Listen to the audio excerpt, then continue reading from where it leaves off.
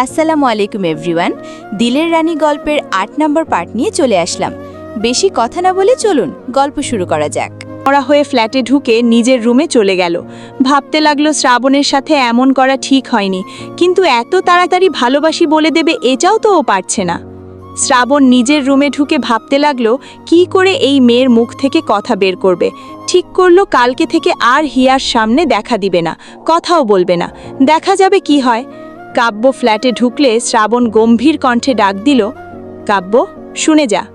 কাব্য সোজা শ্রাবণের রুমে এসে বলল, বলো। বস এখানে। কাব্য বসল আর বলল, ভাইয়া কিছু বলবে?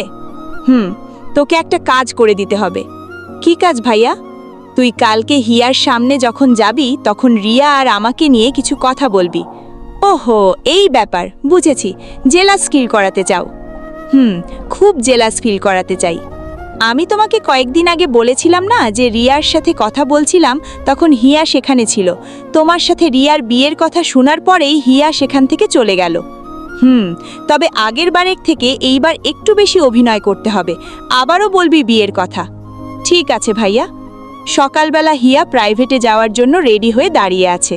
নেহাও এসেছে মিনিট 10 হলো। আজ আবার ওদের পরীক্ষা। এরপরে রিমন ঈদের জন্য প্রাইভেট বন্ধ দিয়ে দিবে। এই মুহূর্তে হিয়া নিচে নামছে একটি কারণে, সেটা হলো শ্রাবণ এখনই নিচে যায়নি বা ওর গাড়িও আসেনি। হিয়া আরও 10 মিনিটের মতো অপেক্ষা করে বসে রইল। নেহা তাড়া দিয়ে বলল, তুই চল, পরে ওর জন্য অপেক্ষা করিস, না হলে পরীক্ষা শুরু হয়ে যাবে। আর কতক্ষণ আছে রে? আর 15 মিনিট আছে, প্লিজ চল ভাই। চল। হিয়া নেহার সাথে প্রাইভেট সেন্টারে চলে এলো। এর মাঝে শ্রাবণকে বা ওর গাড়ি কিছুই দেখেনি, এমনকি রাতে কল দেয়নি আর কোনো মেসেজও দেয়নি। হিয়ার মন খারাপ ক্রমাগত বাড়ছে। তবে কি রাতের সেই কথা নিয়ে রাগ করে আছে? হিয়া পরীক্ষা দিতে বসেও শুধু শ্রাবণের কথাগুলোই ভাবছে। ওকে অন্যমনস্ক দেখে রিমন বলেই ফেলল, হিয়া কিছু হয়েছে? হিয়া খাতার দিকে তাকিয়ে বলল, না স্যার, কিছু হয়নি। রিমন বলল, এক্সাম শেষে দেখা করে যেও। ঠিক আছে। হিয়া বাসায় ফিরে এসে ব্যাগটা রেখে ফোনটা হাতে নিল। ভেবেছিল শ্রাবণ হয়তো কল দিয়েছে অনেকবার, কিন্তু কোনো কলই আসেনি। হিয়া হতাশ হয়ে বিছানায় বসল, কাপা হাতে মেসেজ লিখল, হাই। কি করছেন? শ্রাবণ ফোনে কথা বলছিল। এমন সময় হিয়ার মেসেজ দেখে বাঁকা হেসে আবারও কথা বলায় মনোযোগ দিল। এদিকে হিয়া আধ ঘন্টা অপেক্ষা করল, তবুও শ্রাবণের থেকে কোনো রিপ্লাই আসলো না। হিয়া কলও দিল, ওপাশ থেকে বলছে ওয়েটিংয়ে আছে। হিয়া ফোনটা রেখে মনটা খারাপ করে ব্যালকনিতে এসে মিনিট 15 বসে থেকে আবার রুমে এসে ফোনটা হাতে নিল। আবারও শ্রাবণের ফোনে কল দিল, তখনও ওয়েটিংয়ে। হিয়া ঠোঁট কামড়ে ভাবতে লাগলো, শ্রাবণ কি কোনো কাজে ব্যস্ত, নাকি কোনো মেয়ের সাথে কথা বলছে? না হলে ওর ফোন তুলছে না কেন?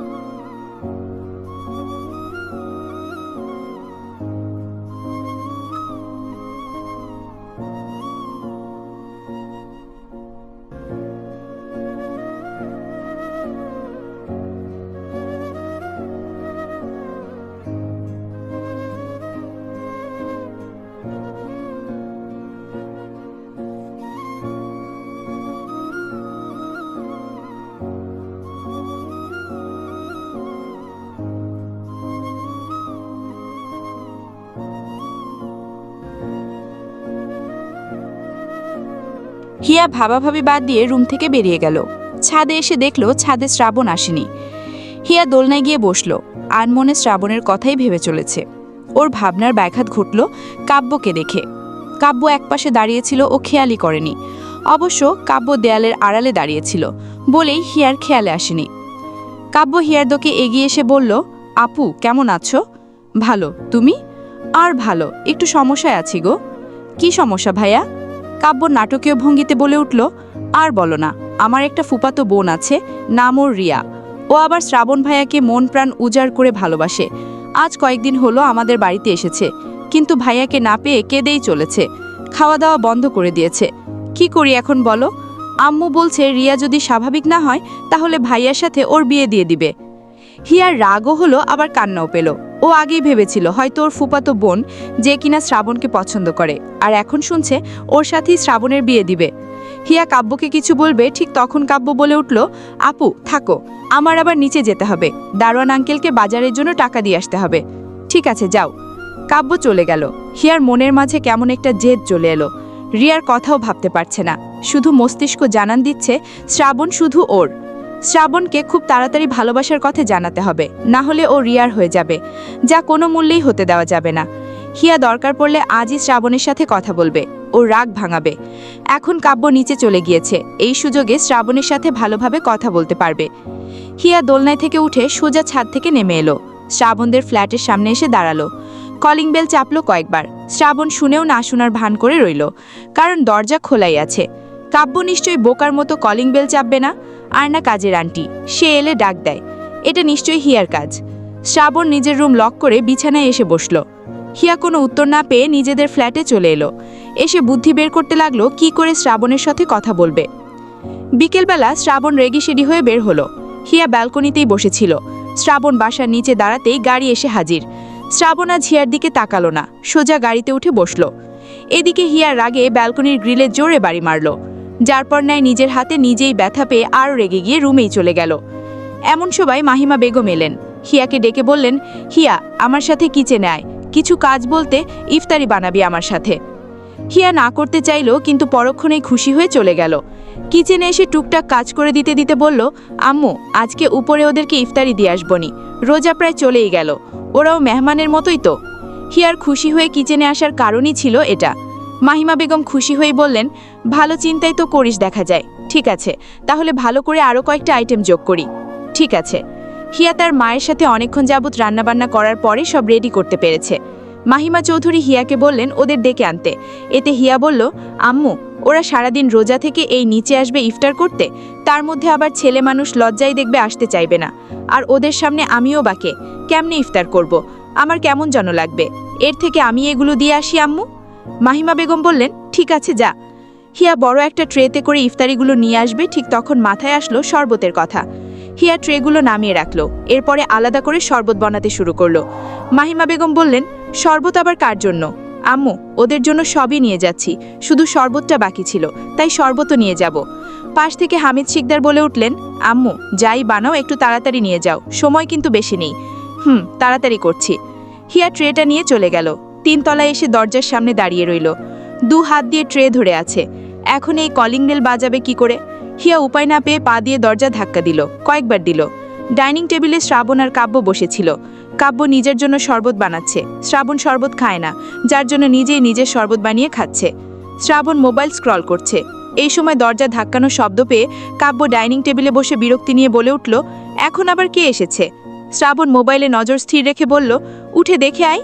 কাব্য এসে দরজা খুলতেই হিয়াকে দেখে অবাক না হয়ে পারল না, সাথে সাথে বলল, বলবে তো তুমি এসেছো, তাহলে তো আগেই দরজা খুলি। হিয়ার রাগ হচ্ছে, কিন্তু প্রকাশ করার জায়গা নেই।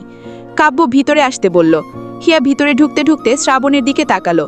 মনে মনে বলল, লোকটা তো ভারী খারাপ, সেই ফোনের মধ্যে মুখ গুজে আছে, অথচ মেসেজ বা কল কিচ্ছু দেখেওনি আর নিজেও করেনি। হিয়া ডাইনিং টেবিলে ট্রেটা রেখে শ্রাবণকে উদ্দেশ্য করে বলল, আপনাদের জন্য ইফতারি নিয়ে এসেছি। শ্রাবণ গুরুগম্ভীর কণ্ঠে বলল, এর প্রয়োজন ছিল না। হিয়া অভিমানী কণ্ঠে বলল, বিকেল থেকে এগুলো আপনার জন্য বানিয়েছি। শ্রাবণ ফোনটা পাশে রেখে বলল, কেন? এমনি এমনি তো কেউ বিকেল থেকে এগুলো করবে না। কেউ করবে কিনা জানি না, তবে আমি করেছি। কেন করেছো? আমি বা কাব্য কেউ বলেছি? না, আমার ইচ্ছা হয়েছে তাই করেছি। ভালো। হিয়া ঠাই দাঁড়িয়ে রইল। শ্রাবণও কম না, আজকে কিছুতেই নরম হবে না মানে হবে না, যে পর্যন্ত হিয়া নিজে স্বীকার না করবে। হিয়া ইকস্তত ভেঙে শ্রাবণের পেছনে গিয়ে দাঁড়ালো। কাব্য দেখেও না দেখার ভান করল। রুমে গেল। হিয়া কাপা কাপা হাতে শ্রাবণের কাঁধে হাত রেখে নরম কণ্ঠে বলল, আমার উপরে রাগ করে আছেন? রাগ করার কারণ? আমি কালকে রাতে কিছু বলেনি বলে? সারো ওসব বাদ, বসে ইফতার করো। হিয়া বসল না, দাঁড়িয়েই রইল। এরপরে শ্রাবণের দিকে তাকিয়ে বলল, আপনার জন্য নিজের হাতে শরবত বানিয়ে নিয়ে এসেছি। শ্রাবণ তড়িৎ চোখে তাকালো, অবাক না হয়ে পারল না। বলল, শরবত বানানোর কারণ? হিয়া হাত কোচলাতে কোচলাতে বলল, আসলে শরবত বানিয়ে খাওয়াতে চেয়েছিলাম। শ্রাবণ বাঁকা হেসে বলল, আমি তেমন কেউ না। হিয়া মাথা নত করে বলল, তেমন কেউই। এই কথা শুনে শ্রাবণ ঘাড় ঘুরিয়ে বলল, তেমন কে? হিয়া লাজুক চোখে তাকিয়ে বলল, জামাই যান। শ্রাবণ চমকিতে উঠে দাঁড়ালো, মুখের কোণে হাসি ফুটে উঠল। হিয়া শ্রাবণের হাসি দেখে লজ্জা পেয়ে চলে গেল। শ্রাবণ চেয়ার সরিয়ে যেতে যেতে হিয়া ফ্ল্যাট থেকে বেরিয়ে চলে গেল। শ্রাবণ মেইন দরজা ধরে দাঁড়িয়ে রইল। হিয়ার থেকে যতটা আশা পড়েছিল এর থেকে বেশিই পেল। ভেবেছিল ভালোবাসি বলবে, তবে জামাই যান শব্দটা ভালোবাসি থেকে কম না। তবে যে পর্যন্ত ভালোবাসি শব্দটা না শুনবে ওর রাগ পানি হবে না। এদিকে ইফতারের সময় হয়েছি বলে কাব্য বের হয়ে শ্রাবণকে ডাকলো। শ্রাবণ দরজা লাগিয়ে দিয়ে ডাইনিং টেবিলে এসে বসলো। কাব্য শরবত দেখে বলল, বাবা, এ তো দেখি আমার থেকে ভালো শরবত বানায়। এই রাতে শ্রাবণ আর মেসেজ দিল না। দুরাগ ধরে প্রজেক্ট নিয়ে কাজ করতে করতে ঘুমই হয়নি, তাই আজকে রাতে সবকিছু বাদ দিয়ে ঘুমিয়ে পড়েছে। পরদিন সকালবেলা শ্রাবণের ঘুম ভাঙতেই ফোনটা নিল। সকাল তখন 10টা। হিয়ার একটা শাড়ি পরা পিকচার দেখে মুচকি হেসে হিয়াকে মেসেজ দিল। শ্রাবণ, বউজান, তোমার শাড়ি কেমন লাগে? হিয়া, ভালোই। শ্রাবণ মুচকি হেসে সিয়ামকে কল দেয়। এর 2 ঘন্টার পরই হিয়ার একটা পার্সেল আসে। পার্সেলটা রিসিভ করে আনবক্স করতেই দেখা যায় শাড়ি। গুনে গুনে 40টা শাড়ি হলো। একে তো শাড়ি ওর পছন্দই, তার উপরে এতগুলো। এই শোক সামলাতে না পেরে হিয়া অজ্ঞান হয়ে গেল। মিনিট 20 পরে মাহিমা বেগম এসে হিয়াকে বেহুশ হয়ে পড়ে থাকতে দেখে এবং শাড়ি দেখে অবাক হলেন। হিয়ার চোখ মুখে পানি ছিটিয়ে দেন। হিয়া চোখ খুলে উঠে বসল। মাহিমা বেগম হিয়ার মাথায় হালকা গাঁটটা মেরে বললেন, এতগুলো শাড়ি যে অর্ডার করেছিস, পরবি কবে? হিয়া মাথা নাড়িয়ে বলল, আম্মু, আমি এগুলো অর্ডার করিনি, কেউ দিয়েছে। মাহিমা বেগম চলে যেতে যেতে বললেন, এই মেয়ের মাথা গেছে, নিশ্চয়ই রোজাই ধরেছে। হিয়া তড়িহুড়ি করে ফোনটা হাতে নিতেই চোখে পড়ল শ্রাবণের মেসেজ। শ্রাবণ, বউজান, তোমার শাড়িগুলো আমি দিয়েছি। এক এক বেলায় এক একটা পরে আমার সামনে আসবে, বেহুশ হয়ে যেও না যেন। হিয়া মেসেজের রিপ্লাই দিল, শাড়িগুলো আপনি দিয়েছেন? মিনিট 10 পরে শ্রাবণ লিখল, আর ওখানে দেখবে একটা মেরুন রঙের শাড়ি আছে, ওইটা পরে থাকবে কালকে, আম্মু দেখতে আসবে।